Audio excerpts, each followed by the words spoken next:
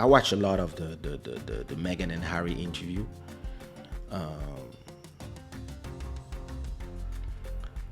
A lot of Meghan and Harry interview. So I watched a lot of it. And then I watched a lot of the reactions to it. I got my own opinion on what it is. I touched a little bit on it last episode, and I gotta say that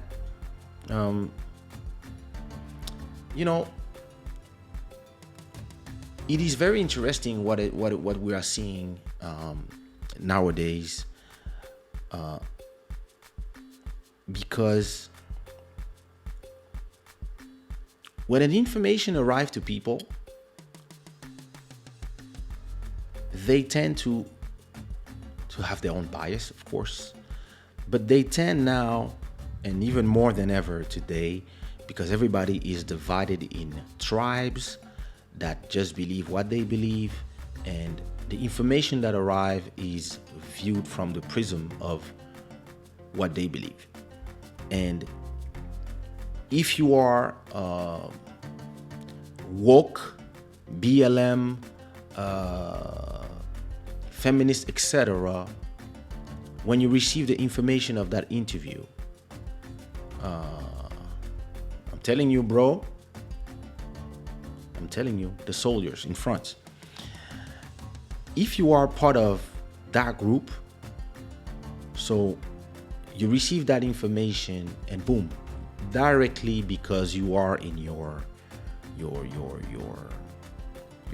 combat, your fight against the system and the oppression and the things that you believe in, and your comeback that is just. But it seems that nowadays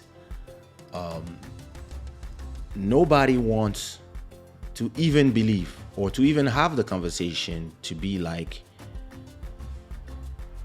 can a victim, or can somebody that claims that she's a victim in the media, can that person lie?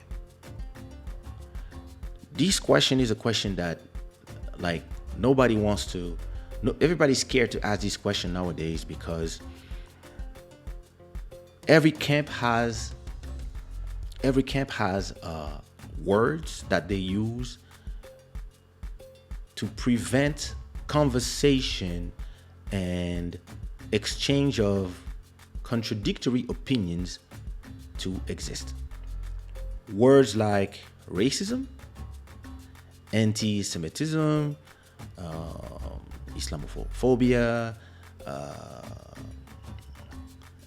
homophobia, transphobia, all these words are weaponized. And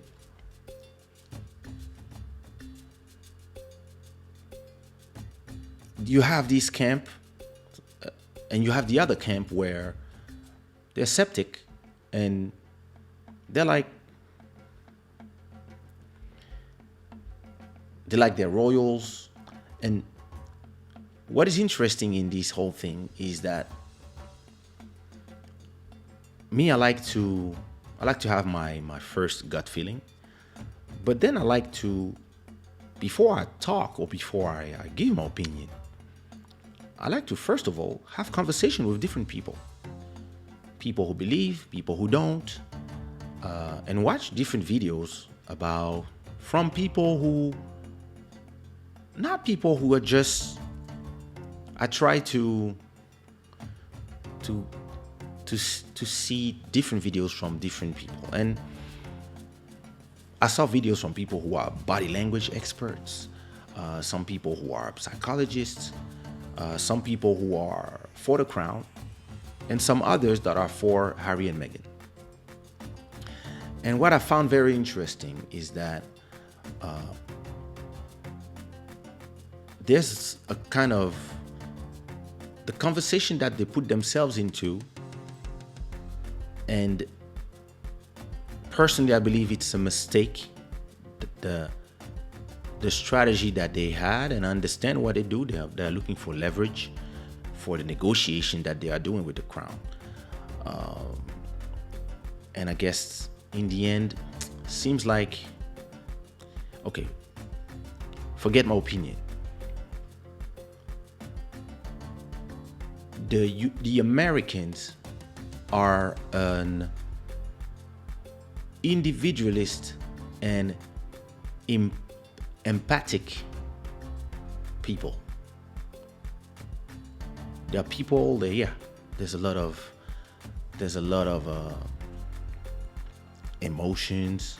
There's a lot of, yeah, everything is based on the emotion. So if somebody comes to the TV and says, I felt harassed, or I felt victimized, or I felt racism, or I felt all the magic words, the people who are in the woke culture, the people who are in the progressive culture, all these people, the people who are fighting for a certain ideal, will not try to think. They will just take you and add you to their message, and they will be like, oh my God. And it's very interesting because this interview was done by somebody who is part of those people. She's like the queen of those people. And then after that, Gayle King, all this is the same crew. It's the same crew of people. So, and we cannot say that those people don't have an agenda as well. Which doesn't mean that whatever she felt didn't happen. That's not what I'm saying. I'm saying that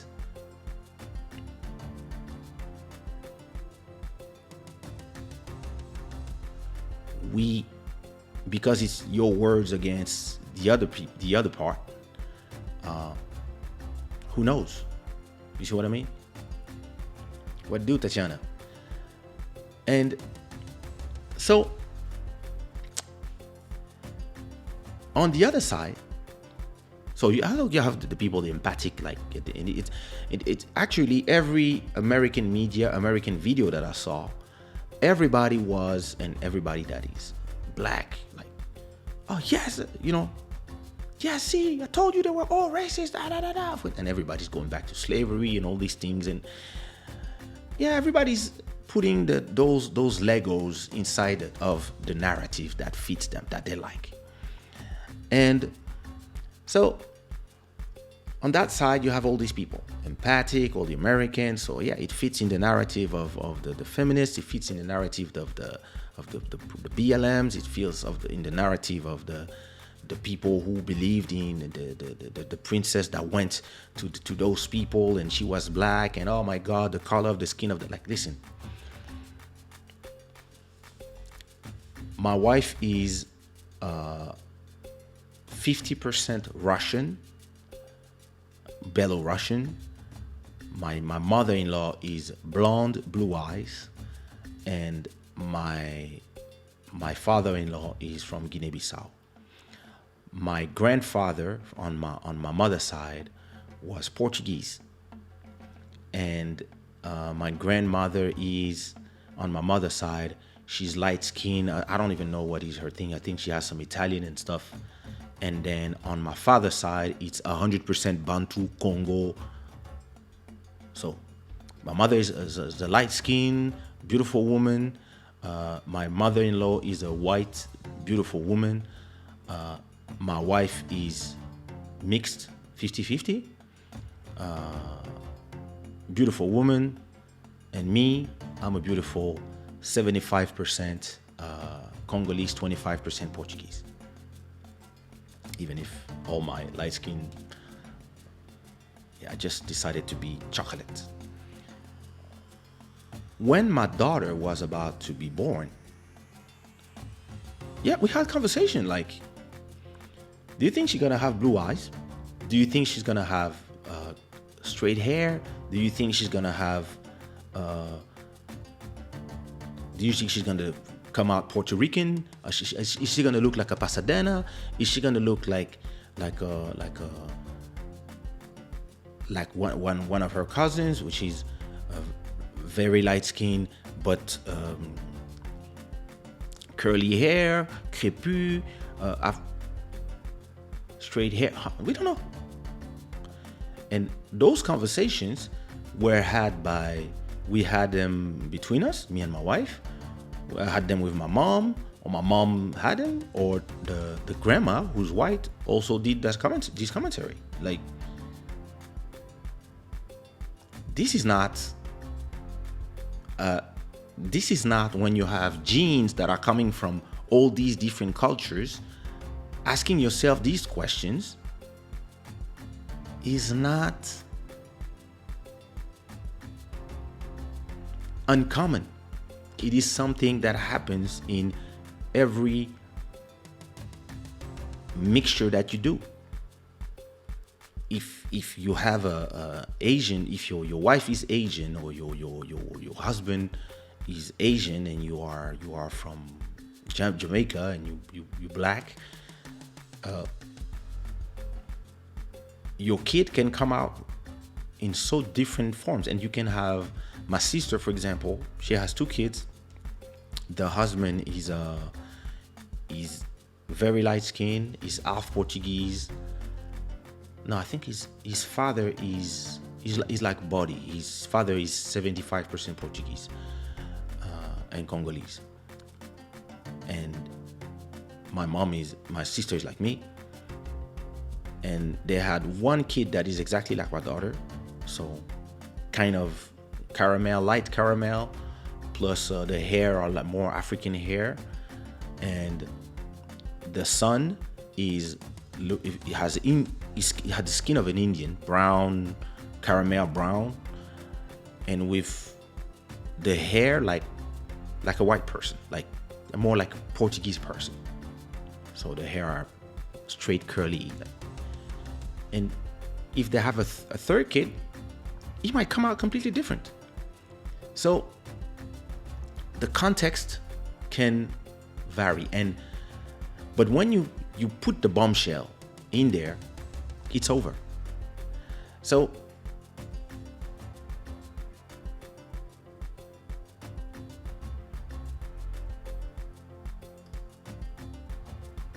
telling you. Thank you, Eric. Yeah, facts are not interesting anymore for people.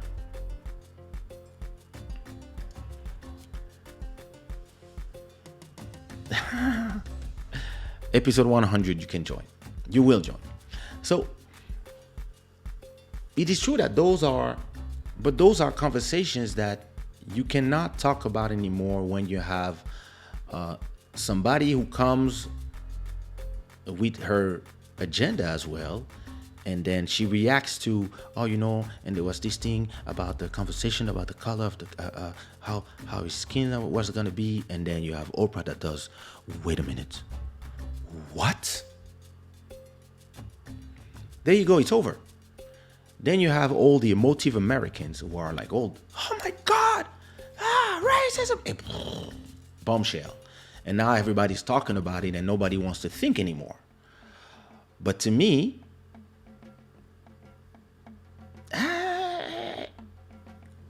so this morning, because I saw a lot of these videos about that, and this morning I had a few videos that I had some very interesting take, and it was takes from the English side. And very interestingly, a lot of people thought that after this they would have, and because the world is like kind of everybody think that we are in a world where everybody follows the Americans, everybody thought that the whole world would be behind Meghan and Harry. And interestingly, in the news today in the UK, they said that in terms of opinions, Harry and Meghan in the UK, their ratings just dive. Everybody is like, yo, come on, like, you here with your little vendetta. That's not my opinion, that's what they're saying, huh? Are you here with your little vendetta when you have your grandmas? It's the queen, yes, but it's your grandma. And Prince Philip is at the hospital, and you here pretending like if you are the only one who suffered from the loss of your mother, and but your other brother who decided to stick with what he is, and to you don't choose where you were born. You are born, but you still are the future king of this country. And I understand the view of the Americans, because a lot of the Americans in these talk shows and etc., they are seeing it from a point of view where America exists because they fought to become independent from the kingdom. So all these are ex-English people who now want to be this world of empath and individualists who see like they don't believe in nothing other than money and themselves. So religions in the US is less important than the number of followers you have on YouTube, Instagram, and the number of you create, or the number of the number of bitcoins that you have. That's America. And in America, money is everything. A woman will, not all of them, of course. I'm super generalizing, but you would hear a lot of these women of a certain kind, and all these rappers, these women rappers, they will explain to you that a guy that doesn't offer you a Birkin bag he's not doesn't love you. If he doesn't he doesn't have money, if he didn't go to jail a little bit, this is, but in the UK, everybody's like, this is first of all, you are a millionaire, and everything you are is because of this. Is because you were born in the blood of that family. And their press is not easy. But then there's a lot of people who are saying that, look, they've been saying that the press have been horrible for them, but then they show the part where the press was good, and also the part where the press was bad. And a lot of the time where the press was, it was unfair with them, but that's the tabloids. And it's the same thing in the US, people invent stuff and then they go with it. And it feels like the opinion of these people in the UK, a lot of people in the UK that are now voicing their opinion and putting videos. Here is a video that I saw today. I was like, oh, that's an interesting take. They were saying this woman is a narcissist, and she found the perfect prey. She found somebody who's inside of a system, and he never liked the system. The system took his mom away from him, and that's how he feels it, but he still has to be part of the system because he was born in it. And then they started showing a lot of inconsistency in the things that they said in this interview. For example, when you had some people who met her before she met him that says, hey, she said she was looking for a rich guy, and he had to be English. And some people saying that she's a social climber, and a lot of people are coming forward now, people who know her just before, and people from her past as well, who was in America, that says, when she don't need you anymore. And there was a video proving in every point how she's a narcissist, and how, first of all, she arrives and she pretends that she doesn't know nothing about him and nothing about his family. But listen, come on. Okay, whatever. But then you have other people that says, come on, she's been a fan of his mom. Then they start showing a lot of pictures of her dressed like his mom. And I've been with a narcissistic, so I understand how they put their claws on you. First, they arrive and they come to your, they talk to your heart. And then they make you believe that you saved them. I heard that before. You saved me. And for you, all of a sudden, you're a hero. And then you have all these episodes to how we arrived there. It feels like it's a clash of cultures. She arrived, she found the weak link, and he was not taken, and she started pushing him away from his family. Like I told you last week, I can have every drama in my family. It will never be public, but not from me. I cannot public because the respect I have for my parents and my family name is more important than anything I go through. The things I go through, I can handle there. I can yell in the house. I can yell with my siblings and have my parents fix everything. But outside, people will never know. And I believe that this is what William thinks. And some of these people, they believe that she arrived, she found the right guy, she morphed herself into a kind of second coming of Lady Diana. And she dressed the same. He offered her the things, and and then after that, you become the victim of everything that doesn't work, especially when you're a narcissist. You want the things to work the way you want, and then you create all this narrative of suffering. And I'm not saying that there's no suffering. I'm just explaining to you what these people think. You create that narrative of suffering. Of course, look at all these press articles. You only see the bad side of things. You want the monarchy to change for you. This is very American, because a lot of the people in America just believe that, just like the people in France, they believe that their way is the way, that they know right, they know another, they are progressive, things should be this way. And so you arrive there, you want to change everything, and every time things don't go your way, for example, there was this episode that they were showing of a lot of great videos that I've seen today. They were showing how there was Harry's cousin, Princess Caroline, I think. She was supposed to wear this diamond thing for her wedding, and it was reserved for her. She was supposed to be the first to wear it. And then Meghan arrived and she said, "I want to wear this."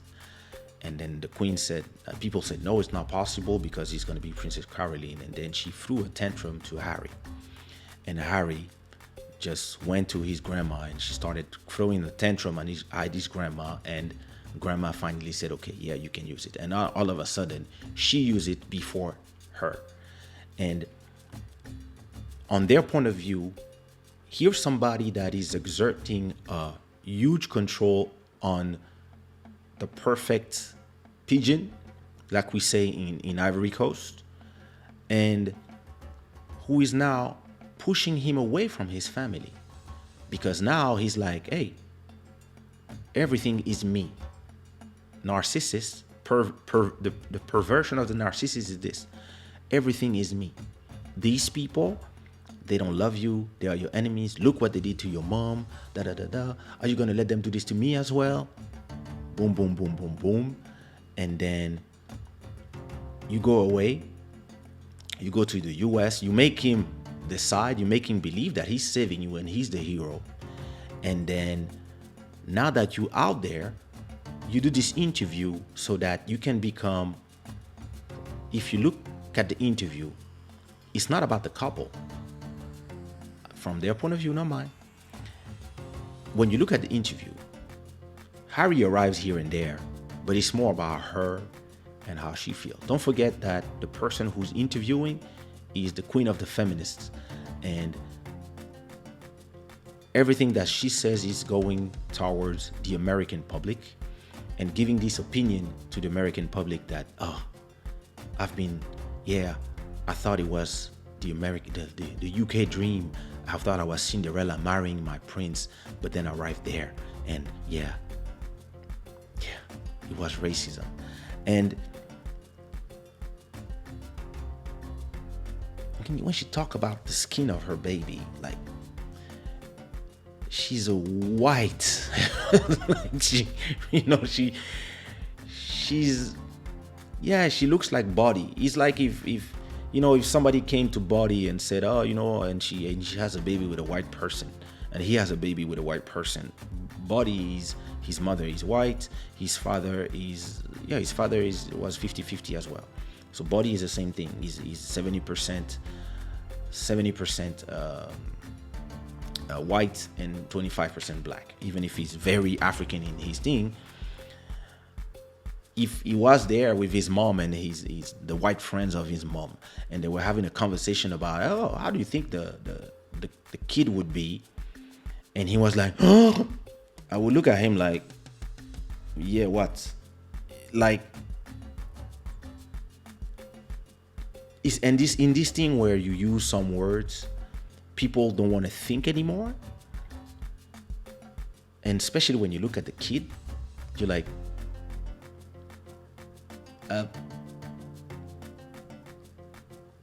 but then again, if you have, don't forget that there's the Netflix deal, the Spotify deal behind, and the people in America, they know how to make everybody talk about them, because that's how you build leverage, not only for the deals that you are about to sign.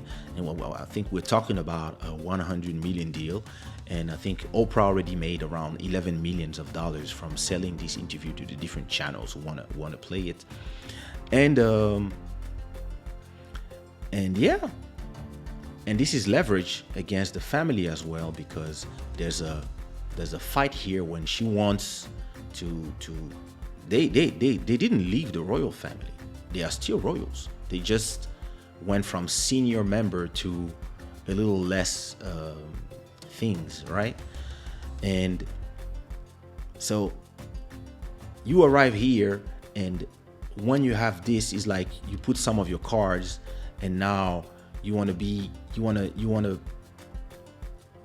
come to the table of negotiation with the kingdom, with the opinion behind you. So I believe that they have the American opinion behind them. And like, I mean, when I say the American opinion, I think I saw the Breakfast Club, I saw all these people, they are saying exactly what I thought they would say.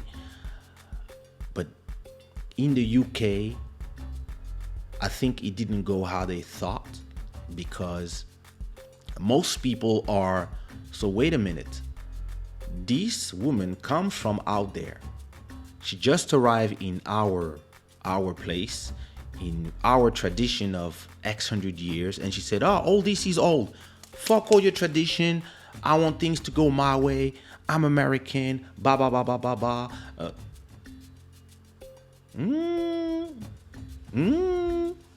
And it's not going so well with some people. And mind you, the videos that I saw are not only from white UK people. Some were black, some were Indians. And they were like, people in the UK are more saying she's a narcissist, and she took our prince and she's controlling the guy, and she's making him think that he saved her. But yeah. So, hey, the two conversations were interesting. The 2 points of view are interesting, and the truth might be in the middle. Who knows? Who knows? What really was the purpose of the interview anyway? Oprah is always trying to ruin people's life by publicizing drama.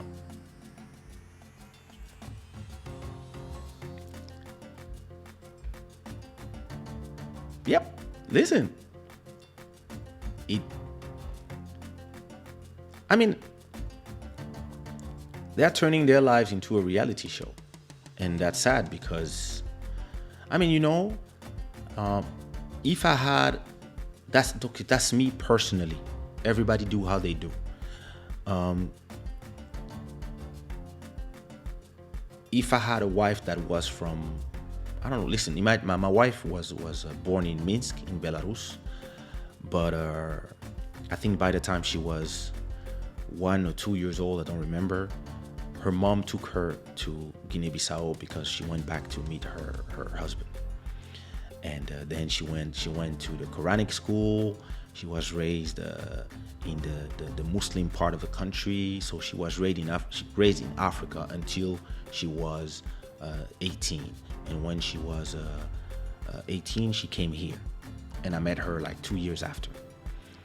So when I met her, she was completely. I'm actually more white European in my way of thinking than her. My wife is full African, even if she's half, and her religion is at the same time the Muslim from her father, and at the same time the Catholic Orthodox from her mother, and she just follows both.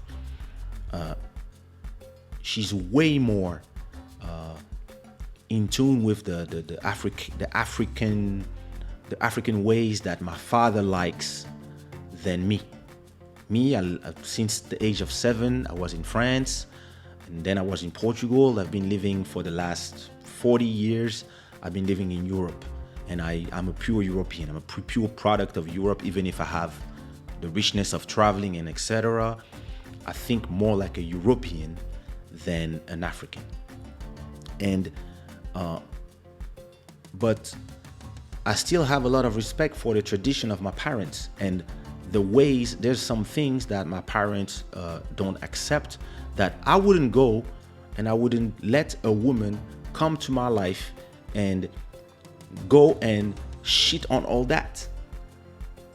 Let's say, yeah, and we want to get married, and let's say all her life she was in Russia, and now she just arrived from Russia. She comes here, we go to Congo, and all of a sudden she views a lot of our ways archaic, and she decides, yeah, I'm gonna change all this.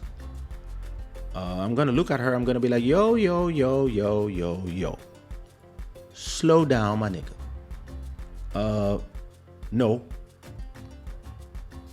Unless she comes like somebody came to me once. Nobody ever loved me the way you love me. You saved me. And all of a sudden, you have the wings and you're a hero. You saved me. Save me from these people. And boom. And all of a sudden, everything you see is in the prism of that person, and you don't realize that the person is controlling you. And anybody who tells you something negative about the girl is your enemy. Even your brother. Happened to me. I've been there. And at the end of that, I was like, wow. Like, I could go back to my relationship and look back, and I know exactly when I fucked up.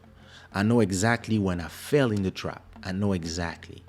Because I remember exactly the things that were said to me that put me in a belief that the things I was doing was for the greater good. I was saving somebody. I was removing her from a life that she hated, and etc., etc. And I really believed in that. And then when it was over, and I met some mutual friend, and I was like, oh, but she told me this, and then this is why, I saved her from that. They look at me and they start laughing. They're like, other girls. They were like, she told you that? And that's when you're like, oh my God, like, I didn't even take the time to think and ponder, wait a minute, am I really saving her? Am I this, am I that? No, the pussy was too good. She was too beautiful. I was just in there. Yes, you saved me. Yes, let's fly together to the paradise. And by the time you realize that you are just with somebody who's a narcissistic, and it just found your flaw. She just found that, yeah, you like to save people, you like to see yourself as, and they come exactly how you need. And they pretend that, yeah, oh no, I never listened to your music before. And listen, I saw some interviews of Meghan, and I'm not saying that I don't believe her. I don't know. I think most people, instead of judging her, should say to themselves, we don't know. It could be this, it could be that. And form their opinion with time, because time will tell.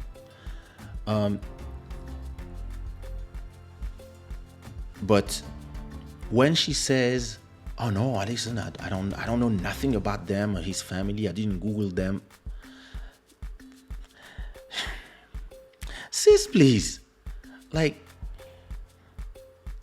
and I heard those phrases. No, listen, I don't know nothing about your music. Oh, you sing? Oh. And in a way, the reason why you fall in love with that person is because you're like, oh my God, somebody that is not for me because of my fame. Somebody that is for me, and she's not for my fame. She's not with me for my money. She's not with me for my family's money. She doesn't know me, and she doesn't care. And now she says, oh, you saved me. And perfect. And by the time you believe that you found what you looked for all your life, that's when the shit begins. That's when the person is only creating problems. And by the moment you are in the middle of the forest, that's when you realize you're all alone, because you cut the ties with everybody that was your ally, your real allies, the people that were with you from years and years ago. She made sure to cut them, all of them. And the only people she let inside are the people that are your allies that she also hypnotized. And so when you talk about the situations, the people that are supposed to be your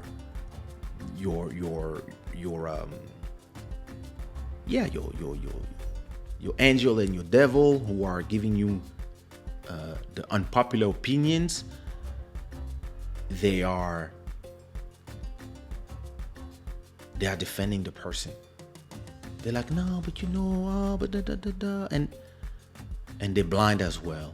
And I remember at that time, I was talking about her, my best friend Marcy. When we were on the phone, she was yelling to me, "Fuck her! No, I want to take a plane and come kick her ass. That she wants to have a cake and eat it too." Blah, blah, blah. And I was like, "No, you don't understand." Da, da, da. I had all the excuses of the world for that person. And yeah, by the time I opened my eyes, I lost 3 years of, there was a lot of good things, but I realized that I sacrificed a lot of things for the narcissism of that person.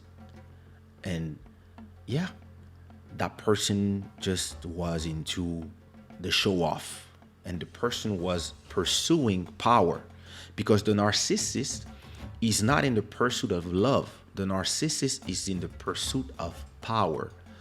It's not power in terms of politics, in terms of power on the people. The narcissists like to know that they are always front and center, light beam on them, and when they don't like something, you make things happen so that the thing don't go. And there's some very interesting videos that I saw about that subject, about that situation, that really made me remember some situations. And I was talking about this with Buddy earlier on, and he was also talking about a ex of his, and he was like, wow, yeah, fuck, the guy is. And he and listen, you can see what you want to see, you know. It's just like when you talk to all the black Americans about Kanye and Kim, everybody's saying that, oh, this is the Kardashian curse, da da da da da da da da da. It's always the fault of Kim. And when you look at from my point of view, you're like, no, he's been doing some crazy stuff, and she just had it up to here. And listen, they have 4 kids. I'm sad for her. I'm not sad for him. I mean, I'm sad for them as a family, but again, I'm not inside. But it feels to me that he's been pushing and pushing and pushing and pushing, and at a point she's like, yo, no, I can't anymore. Like, look at this house. Like, we have to live in houses with no furniture, where everything is white, immaculate, and this and that, and blah blah blah. Live in Wyoming in a fucking ranch when I like to be in Calabasas and in front. Like, maybe she was like, can't do this anymore, bro. Like, you are just up there. You think you are the second coming of Jesus. You do shows when you stay talking for hours. You insult my mom. You insult this. You insult that, and then everybody keep giving you a pass. So you just think that, yeah. And then every time you just reinvent yourself until the next shit you do. And she might be like, I can't anymore. I can't anymore. I didn't sign up for this. Like, it was because of love, because of this, because of that. But nah, I'm sorry. So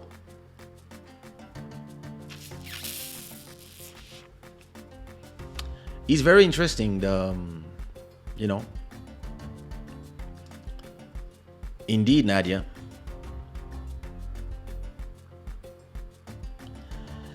A European will never want to be an African except who you are. I have no idea what you're saying. So I know some Europeans who were born in Africa and are more African than me. I know some people, their parents were in Congo for the last 40 years, and they were born 30 years ago in Congo, and they never been outside, or they speak Lingala better than me. And if you ask them, they are Africans. So what you say makes no sense. You see what I mean? It's not a question of, the problem with what you are saying is that you want to put your point of view and force it to the whole world. We are all different, and we all come from different walks of life, and we all come and we all are where we are. If you, like me, if you lived in many different countries, you at a point you become a little bit of everything. But if most of your life was in Paris speaking French, then yeah, you are a French person. This is your territory, this is your nationality, and your origins might be something different, but what you became. And then my daughter will speak Portuguese and Russian way more than she will speak Lingala, because we live in Portugal and she was born here and she has a French passport. So what she's gonna be is not dictated by what you think that is an African or is not. An African is not listen, like, you have some people, like I said, they are from Lebanon, but they are third generation born in Africa, and they don't even see why they would be elsewhere, and they actually marrying Congolese now. They are now mixing themselves, and then you're gonna have Chinese in a few generations that are gonna be this.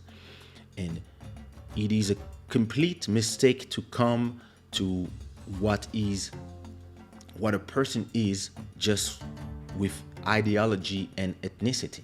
It is a mistake, because even right now in all our countries, you're gonna have people who are Americans because let's say black people.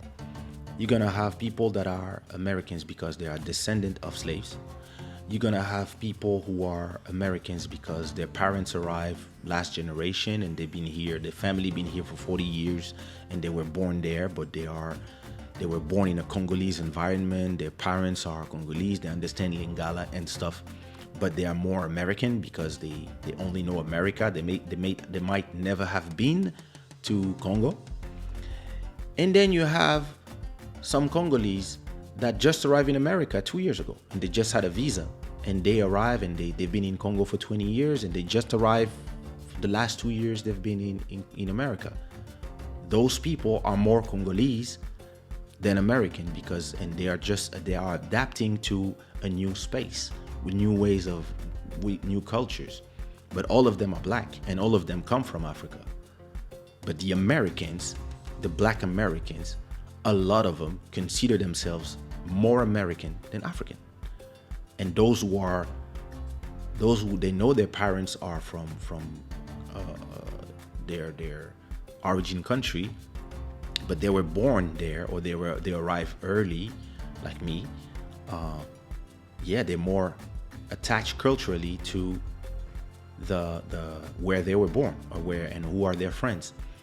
Or they can also attach themselves more to where they came from and they were like, I can't wait to go back. It depends from one person to another. And then you have those who just arrive. And those, they've been there all their life, so they are the ones that are more Congolese than us.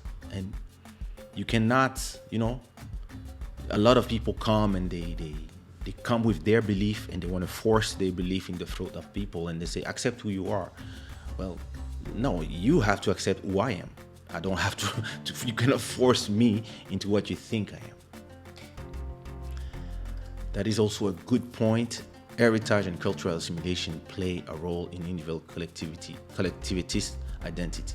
Yeah, that's actually what I was just talking about. I understand that Harry is trying to protect his wife from whatever happens on his family. True, I do agree as well. It's normal at a point. It's your wife. That's the woman you love. But it should have a limit of what can be shared. They are a family at the end of the day. Yeah, then like I said, it really depends of how you fit in that family.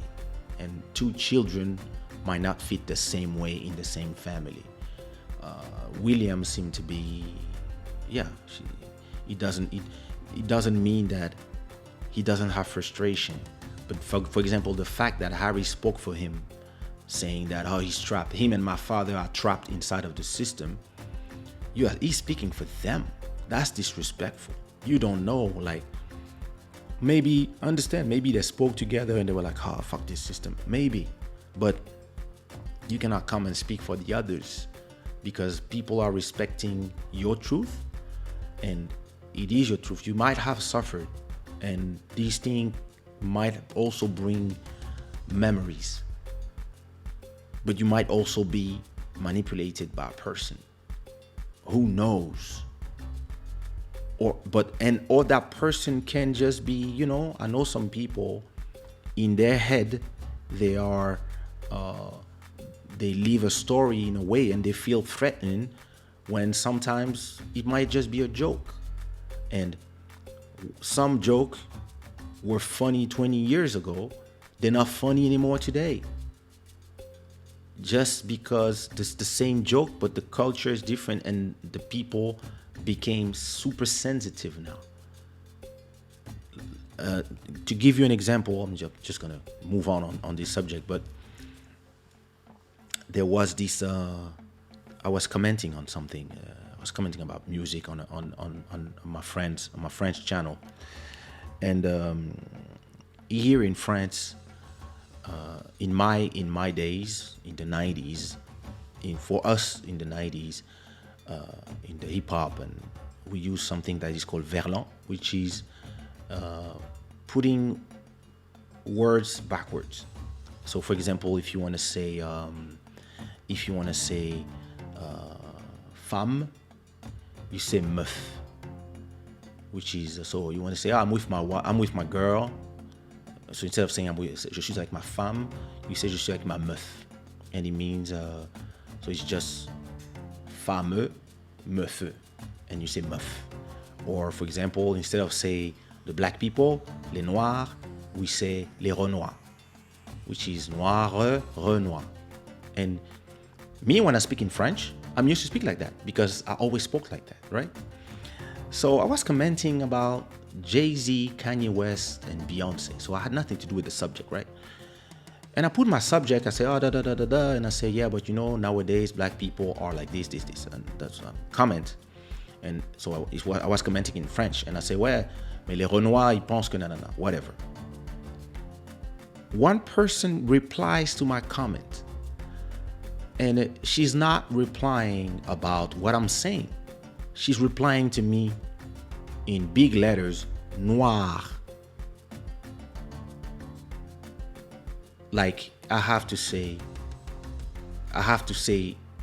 black people instead of say que blanc. I have to say black because that's how she speaks, and she decided for whatever her and all her activist people want to redefine vocabulary as well, and they decided that now saying Renoir is offensive when it's just saying one word in reverse. That's all it is. And yeah, she just replies to me. On dit, we say noir. And I reply to her in big letters, Renoir.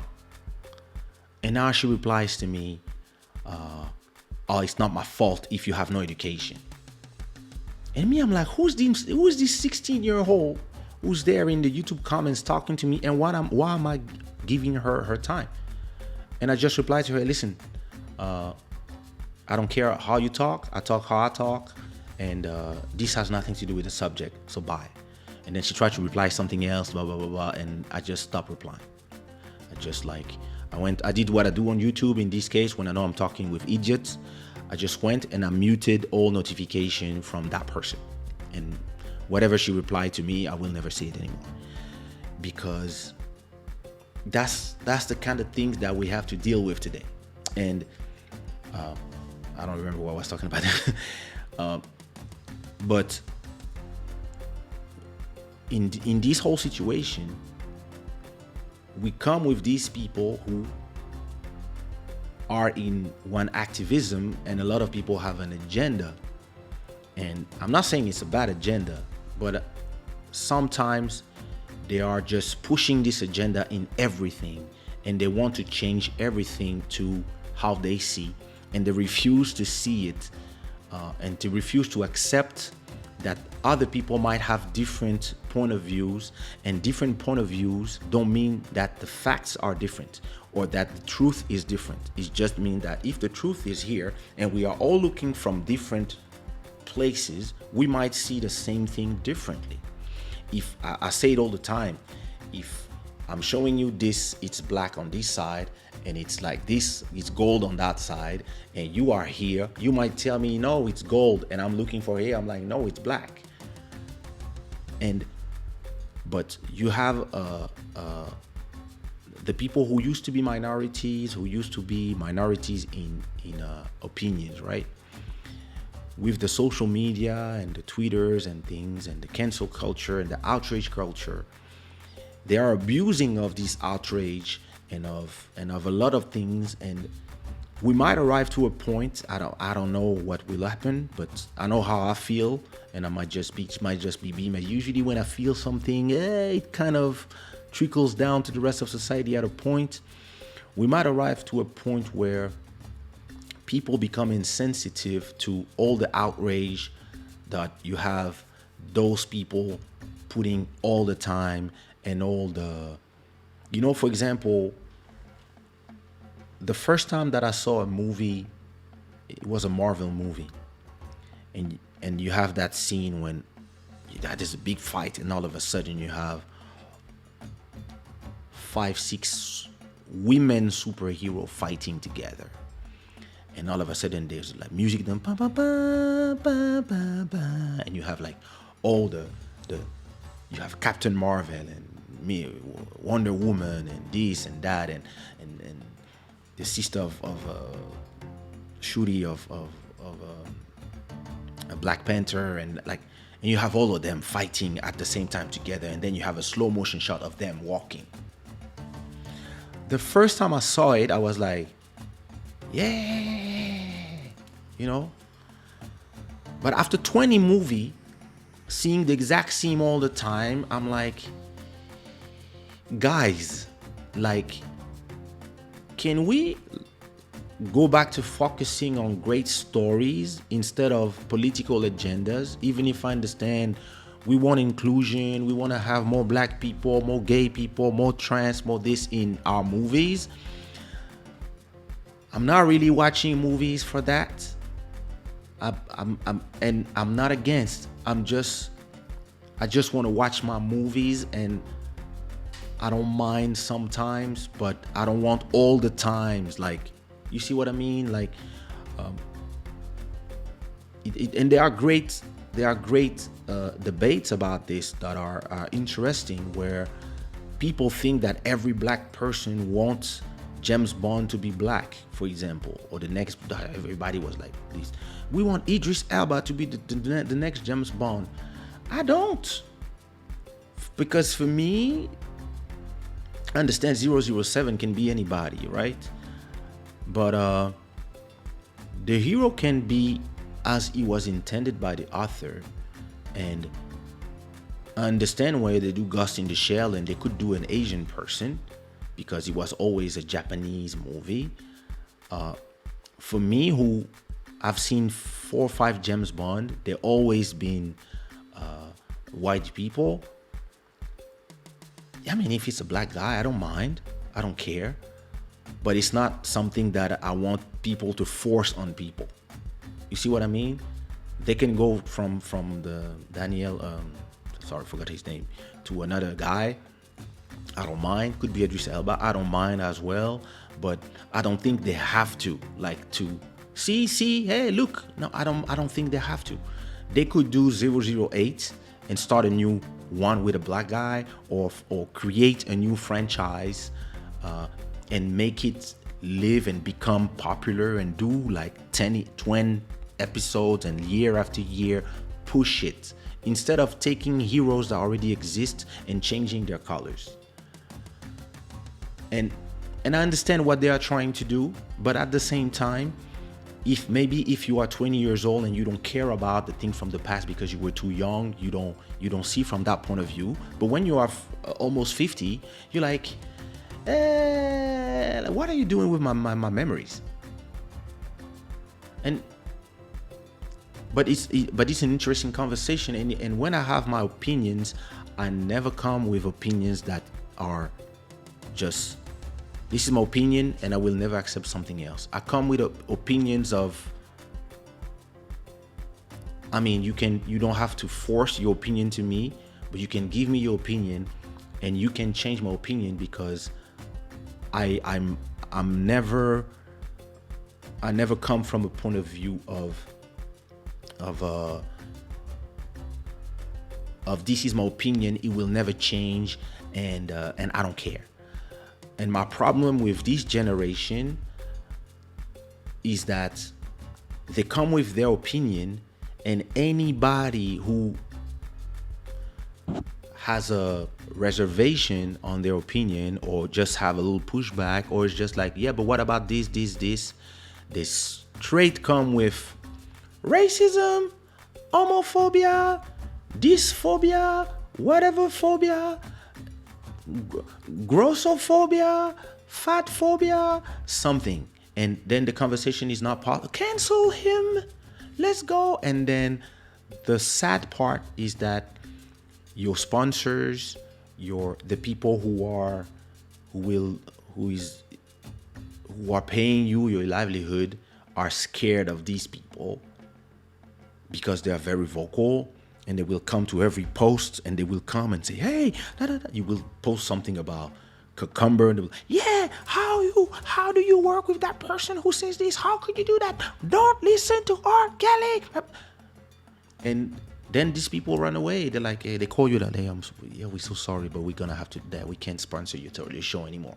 And in a way, I know I'm trying to make this show become bigger and bigger and bigger, and I will love when I will look and I will have like 700 people watching at the same time, and I will do 10,000 plays in per episode after 24 hours, and then sponsors will come and da da da. But then at the same time, I'm like, wait a minute. The moment you have sponsors, then you have people who can scare these people, and it's scary to me because I want my opinion to be free, and I know myself. If a sponsor comes to me and tell me, hey, you said something last time about this, the trans are pissed, and can you do an apology? I will be like, fuck you. I know myself.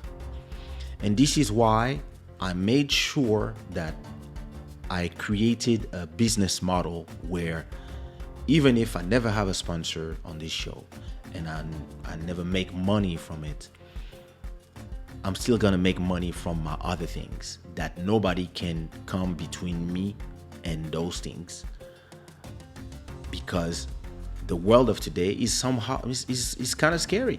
You see what I mean? Like, and the people, and it is very interesting when you have this clash of cultures, and how it divided. And when you listen to both opinions, you realize that some people really view it from what is the word I'm looking for? An ideologic point of view, and the other see it from another ideology as well. And I like to be there in the middle. Have no chip in the game personally. I mean, I completely understand where Harry is coming from in terms of his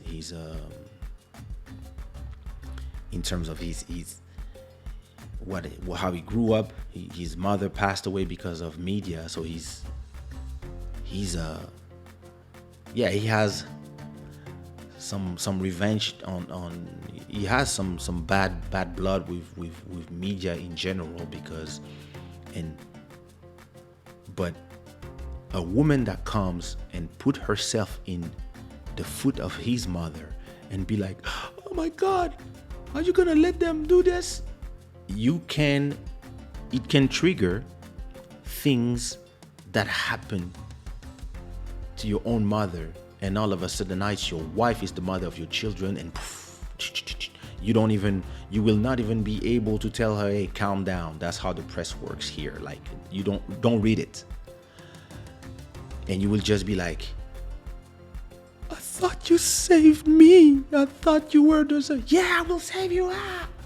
And then you make somebody leave his family, and she can be completely in her own vision. She can be right, but on the point of view of other people, she could be, like, come on, like, what are you doing to our kingdom? What are you doing to our prince? Like, who's like, and who knows? Like, both positions are completely possible, and I wouldn't be surprised, because I've been there. I wouldn't be surprised because I've seen this happen so many times.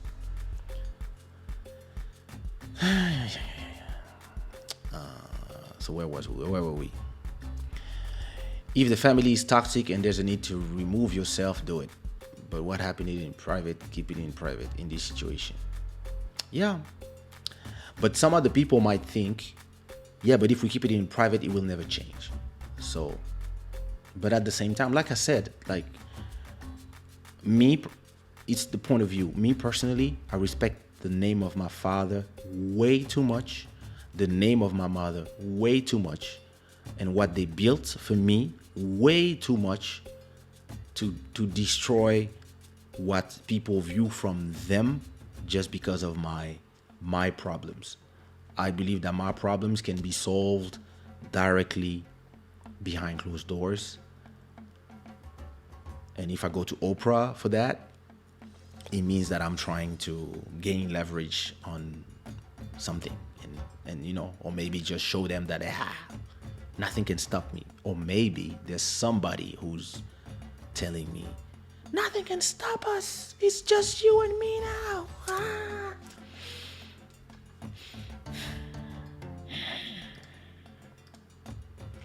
Is it wrong to care about them and their troubles with the royal family? That is a very American question, isn't it? It's not wrong. Like I said, it's not wrong. It's just what I think is wrong is to only care about the magic words, racism, mental health, like those things, and then just run with it. I believe that it's important to care. I care. And at the same time, I take my time to, first of all, I don't have a judgment to make because, I mean, hey, listen, this is, however they view life is if they're both very empathic and it's too hard for them. I'm not here because for me it wouldn't be hard. I'm not gonna come here and judge them. So it's not wrong to care. But then I think it's important to double check before you let emotions of rage and of I hate them, like some people, they're all racist, the royal family is racist, and like when you do this, and look, Oprah is now backtracking a bit, saying, it was not the queen, it was not the Prince Philip, like we want to make clear, they made it clear it's not the queen. And now you realize that sometimes you're gonna come and you're gonna paint the walls and you're dirty, and then now you are putting a stain on your grandmother that you love because you might have been in your little bubble selfish, or creating your revenge with all these people who are and all these people and all these media people who are trying to sell a great interview, and then you're like, oh wait a minute, I love my brother to death. And your brother might be like, this punk, like these idiots, like, you see what I mean? And I think it's important to be able to step back and those are not my brothers, my sisters, my cousins, so I can step back. I don't have to always, like, soon as I hear, like, listen, me, like, I'm talking about me. It doesn't mean that, but when I heard like this, when I heard her talk about the color of the skin of the baby, I was like, come on, like, it's gonna be white, it, everybody know it, like, are you? But hey, like, doesn't mean that she didn't take it another way. But then if she comes with her own agenda, she can listen to everything in the prism of this, and then when they all gang up together, but it doesn't mean that this is what happened. But I have a strong feeling. But I reserve but like you said, it is very American, and I'm reacting very European, like I was saying before.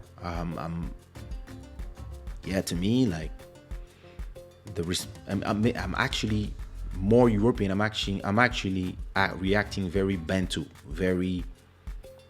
I'm reacting from somebody who comes from a great family as well, somebody who grew up with people who were sons of presidents, of dictators, like we said, like they said, because we didn't say that here, but somebody who grew up with people who were also buried under an African power is different, even from royalty. It's even something different. But I grew up with people who wanted to have normal lives and were forced to deal with the fact that they had the name that they had. And I saw some of them enjoy it, and other members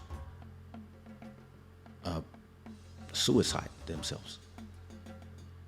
And it and everything in between. I grew up with them, and because we were all part of the same Equatorian regime, that when we had the power, and yeah, I was born in the right side, if, depending on how you view it, of course. Some people will say, you were born with the evil people. It's all point of views. But the people that some people call dictator, I was calling him uncle. Because yeah, but I was living in France, so I didn't even have a point of view of, but at the same time, I always had that respect for who we were and who my parents are and what they did, but I always also had a little bit of critical spirit, saying to myself, well, listen, he did everything that they do good. Who knows? And at the same time, is everything that you do in the 70s, does it have to be judged with the eyes of the 2020s, 50 years later? And then you're gonna sometimes I ask myself questions about, all the things that happened at that time, all the money that was there at that time, and the corruptions, the corruptors, the Americans, the role of the CIA in all this, etc., etc.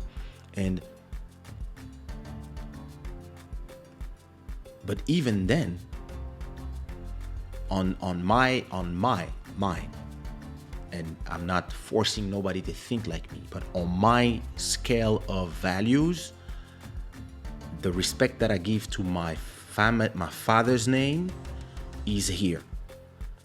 Then my ego, my emotions, my opinions, the respect that is here. And I even think that if there was a problem with my wife and etc., it would still be here, under the respect I have for my parents. And I would do everything to try to fix it, without disrespecting them.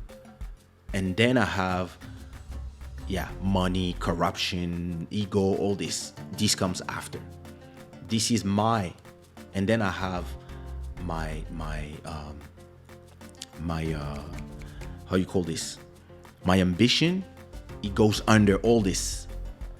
So, which means that if tomorrow I can get $1 million, but I have to disrespect my parents, or disrespect myself, or my wife, or my kids, or my family, or my friends, I will not do it, because this is here. That's me.